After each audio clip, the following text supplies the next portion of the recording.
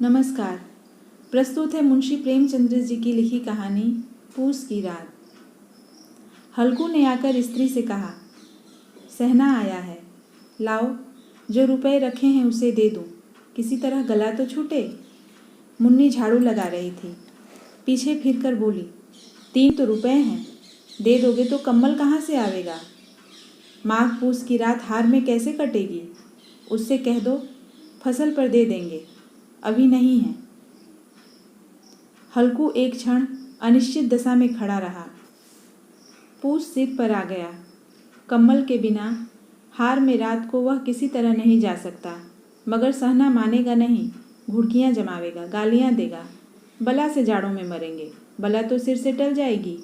यह सोचता हुआ वह अपना भारी भरकम डील लिए हुए, जो उसके नाम को झूठ सिद्ध करता था, स्त्री के समीप आ गया और खुशामद करके बोला, ला दे दे, गला तो छूटे, कम्बल के लिए कोई दूसरा उपाय सोचूंगा।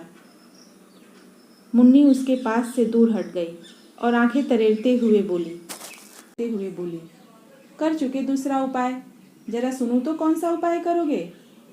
कोई खैरात दे देगा कम्बल, न जाने कितनी बाकी है, जो किसी तरह चुकने ही नहीं आती है। मैं कहती हूँ तुम क्यों नहीं खेती छोड़ देते, मर मर काम करो, उपज हो तो बाकी दे दो। चलो छुट्टी हुई, बाकी चुकाने के लिए तो हमारा जन्म हुआ है। पेट के लिए मजूरी करो, ऐसी खेती से बाज आए। मैं रुपए न दूंगी।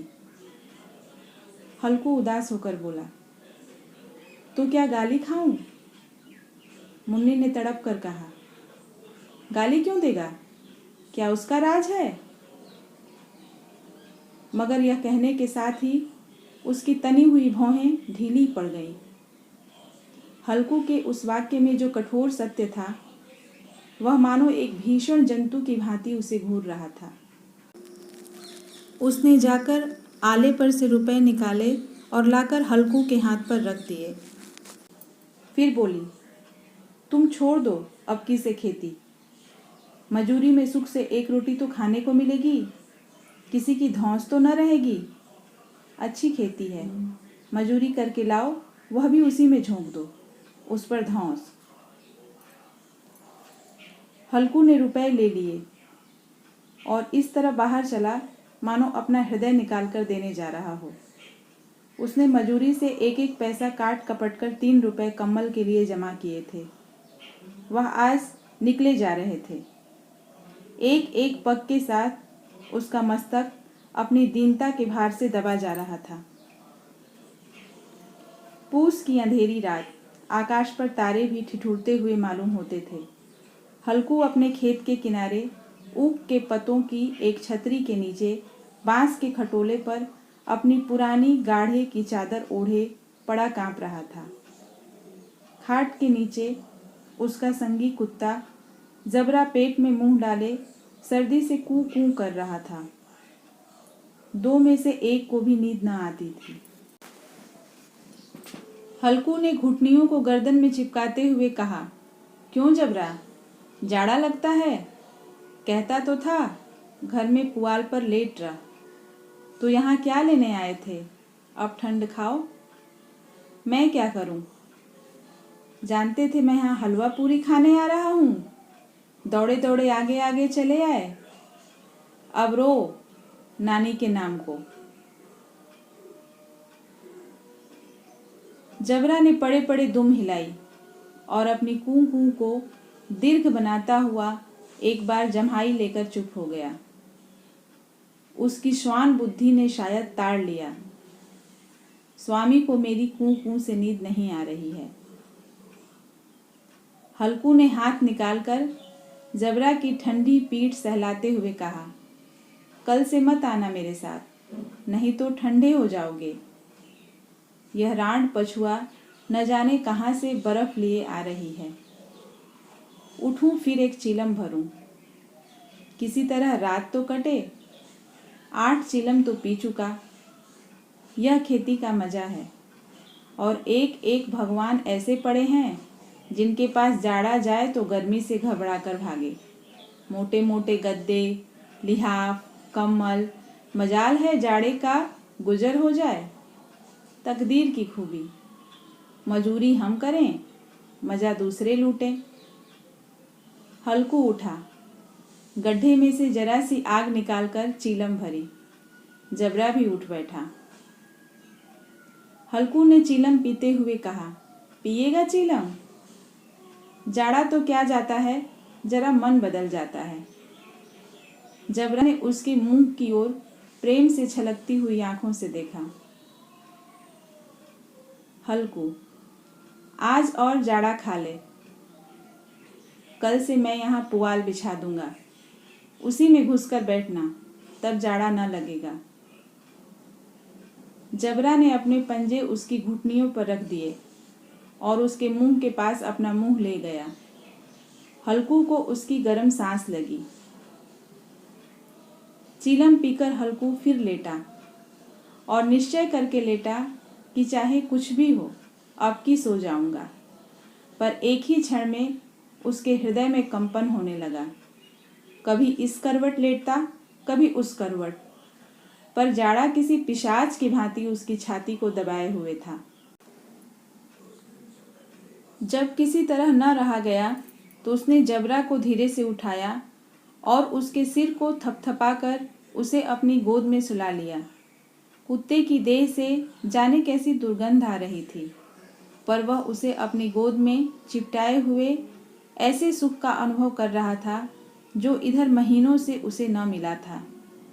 जबरा शायद यह समझ रहा था कि स्वर्ग यही है, और हल्कू की पवित्र आत्मा में तो उस कुत्ते के प्रति घृणा की गंध तक न थी।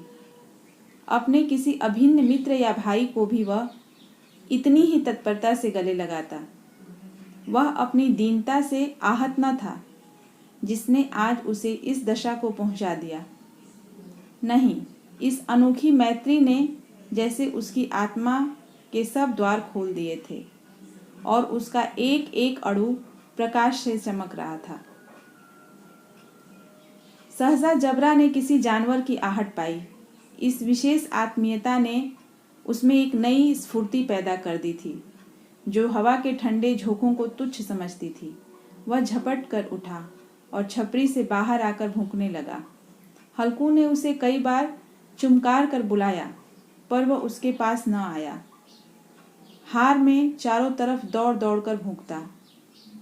एक क्षण के लिए आ भी जाता तो तुरंत ही फिर दौड़ता। 1 घंटा और गुजर गया। रात ने शीत को हवा से धधकाना शुरू किया। हल्कू उठ बैठा और दोनों घुटनों को छाती से मिलाकर सिर को उसमें छिपा लिया। फिर भी ठंड कम न हुई।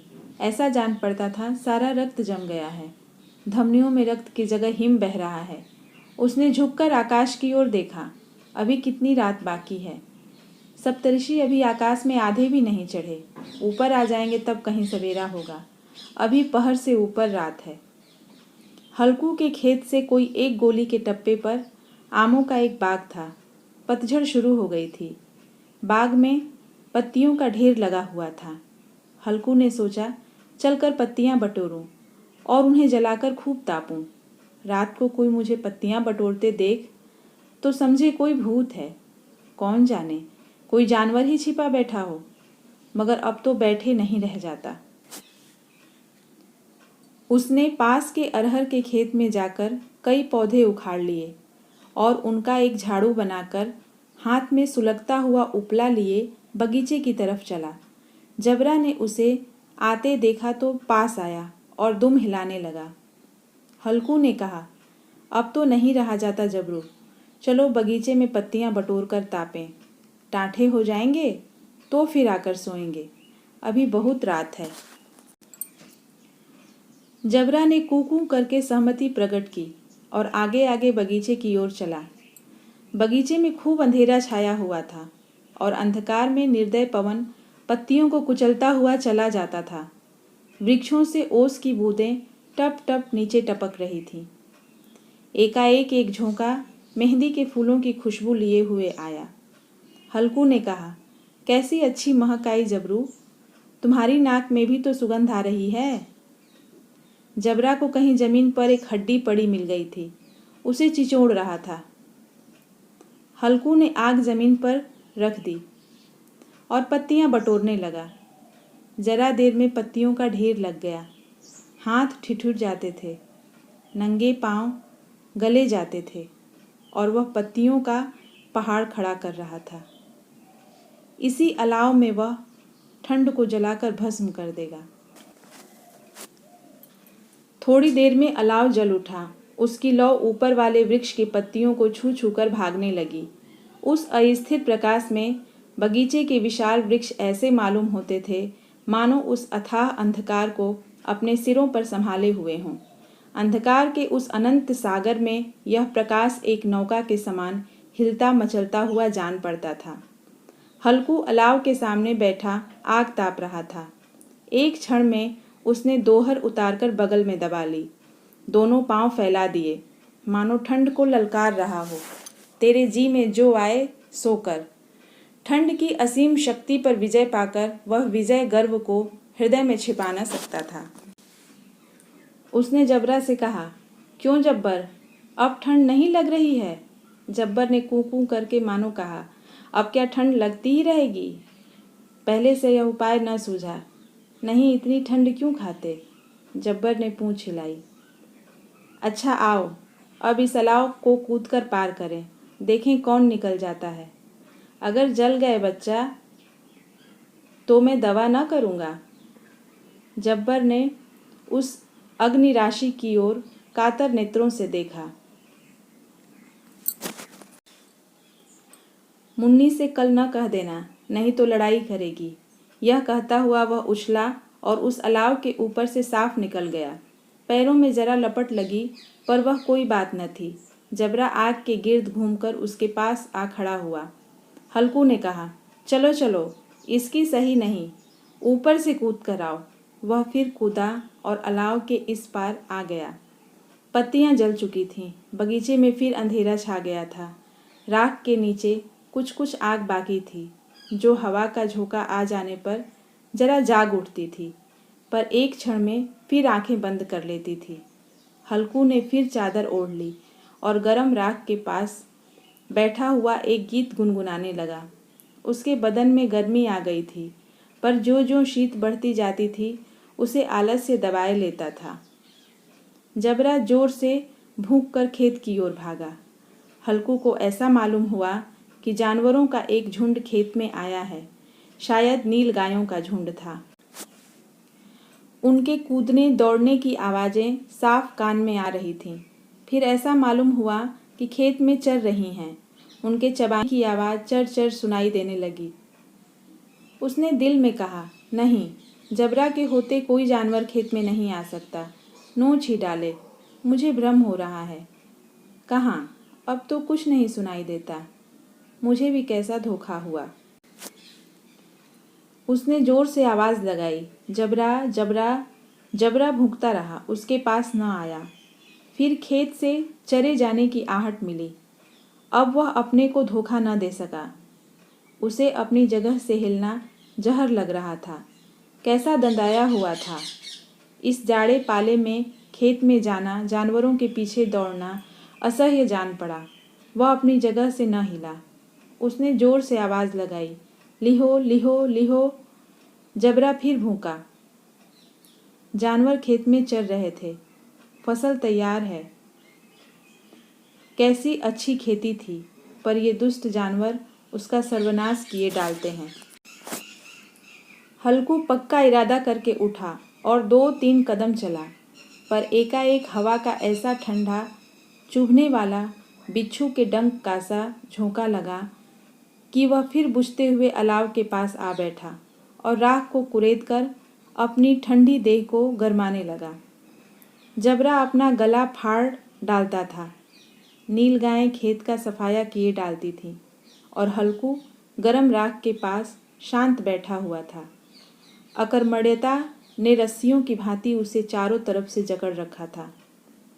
उसी राख के पास गरम जमीन पर वह चादर ओढ़कर सो गया। सवेरे जब उसकी नींद खुली तब चारों तरफ धूप फैल गई थी और मुन्नी कह रही थी, क्या आज सोते ही रहोगे? तुम यहाँ आकर रम गए और उधर सारा खेत चौपट हो गया। हल्कू ने उठकर कहा, क्या तू खेत से होकर आ रही है?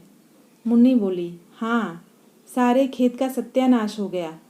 भला ऐसे भी कोई सोता है? तुम्हारे यहाँ मड़ैया डालने से क्या हुआ? हल्कू ने बहाना किया, मैं मरते मरते बचा। तुझे अपने खेत की पड़ी है। पेट में ऐसा दर्द हुआ कि मैं ही जानता हूँ। दोनों फिर खेत के डांड पर आए। देखा, सारा खेत रौदा पड़ा हुआ है और जबरा मड़ैया के नीचे चित्त लेटा है, मानो प्राण ही न हो। दोनों खेत की दशा देख रहे थे। मुन्नी के मुख पर उदासी छाई थी, पर हल्कू प्रसन्न था। मुन्नी ने चिंतित होकर कहा, अब मजूरी करके मालगुजारी भरनी पड़ेगी। हल्कू ने प्रसन्न मुख से कहा, रात को ठंड में यहाँ सोना तो न पड़ेगा। धन्यवाद।